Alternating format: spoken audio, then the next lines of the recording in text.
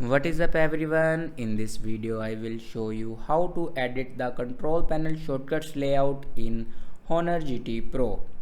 So before watching this video, don't forget to subscribe the channel and also press the bell icon.